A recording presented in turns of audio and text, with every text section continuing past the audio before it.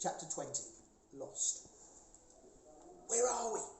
whispered Lytton, picking himself up and shaking off the thick coat of snow his bumpy landing had dressed him in. "I don't know," said Winston. Then he shook his head. No, that wasn't quite right. Although he was sure he hadn't been in this place before, he seemed to know exactly where he was. "Actually, I do know," he continued excitedly. "This is Mince Pie House. This is the home of Father Christmas." Lytton's eyes widened as he looked around. "Those must be the reindeer stables," he said, nodding his little antlers in the direction of the wooden building covered thickly in snow, "where the famous flying reindeer live." His tail wagged excitedly, and Winston could see how his friend was desperate to go and investigate. "Go on," he said. "I'm going to go in there." Winston pointed to the house. Lytton galloped off, and Winston was left all alone. He was feeling a little peculiar. After travelling all this way, all those miles, was his mum on the other side of the door? He felt excited and nervous all at the same time. But he realised that another strange sensation was jingling through his little body. It was as if he wasn't quite in control of himself. He looked down in surprise to see his feet walking softly over the snow towards the entrance. Then he watched in a daze as his paw lifted and he hammered on the thick wooden front door. He seemed to be doing everything automatically, as if someone else was directing him. Was it magic? Knock, knock. No one answered. Winston tried again, but the wind was howling around the building and he was very small, so his tiny knocks were snatched away by the blizzard. He looked around for another way in and he spotted a gap under the door.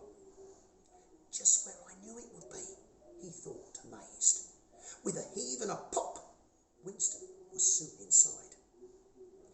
It was warm in the hallway, so toasty after Winston's midnight dash through the snowy snow sky, and although it was dimly lit with the lights turned down low and the place was cheerful and cosy, Winston found himself paddling down the corridor, running a paw against the walls. The wallpaper was a design of holly leaves and berries and ribbons and little parcels. "I've seen this before," he whispered. Soon Winston came to a door which opened out into an enormous workshop. The space seemed too big to fit into the house he'd looked at from the outside, and once again Winston wondered if there was magic at work in this place. Everywhere he looked, there were large, high desks with stools beside them. Shelves stacked with boxes reached high up into the ceiling, and tall, wobbly-looking ladders were balancing precariously here and there. The room was, Winston had to admit, very untidy. Spools of ribbons and unravelled all over the place, and the floor was littered with tiny snippings of wrapping paper. It was also completely empty. Winston frowned. He didn't know how he knew, but he was sure that this wasn't right. "This room should be bustling," he said, and squinting, he allowed his mind to fill it with imaginary helpers, all busying about and excited. Yes, that's exactly what should have been happening in here. He opened his eyes fully and he rubbed his nose thoughtfully. Where were they all? He decided to look for clues and he scampered about, not really knowing what he was searching for. Then he spotted something interesting. On one of the desks was a very important looking clipboard that held a sheet of paper. It was a calendar showing all the days in December. Most of the dates were crossed off with an X, but they stopped on the box marked 24. Winston gasped, and he started to feel a bit hot under the ears. Today is Christmas Eve, he squeaked. He suddenly understood why the place was so empty and quiet. All the busy helpers were there, or should have been there, were tucked up in bed. All the presents for Father Christmas's sleigh were packed up and ready to be delivered. Their work was finished. Winston sat down with a flump. His whiskers drooped. I'm too late, he thought. I've come all this way looking for an answer and I'm too late.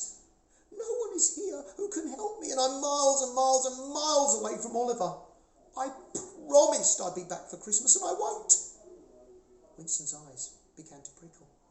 He was very brave, Mouse, but right at this moment, he didn't feel brave at all. What am I going to do?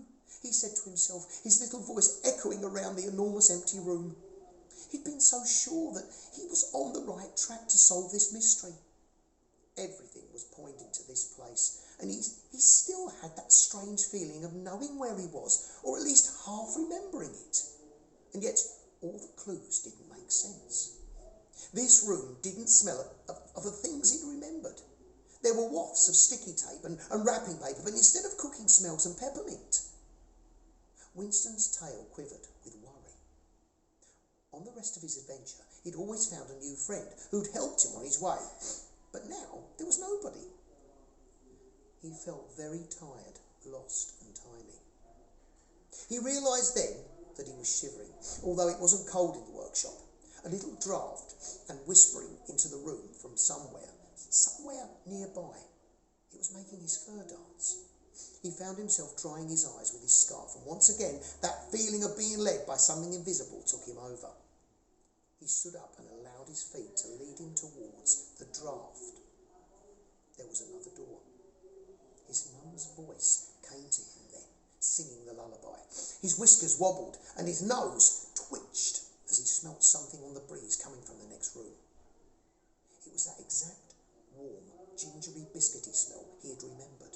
And then, more faintly, but still there, peppermint. I am in the right place, Winston whispered. He hardly dared to believe it. Was his mum just on the other side of the door? And so, with his heart leaping with anticipation and his whiskers dancing, Winston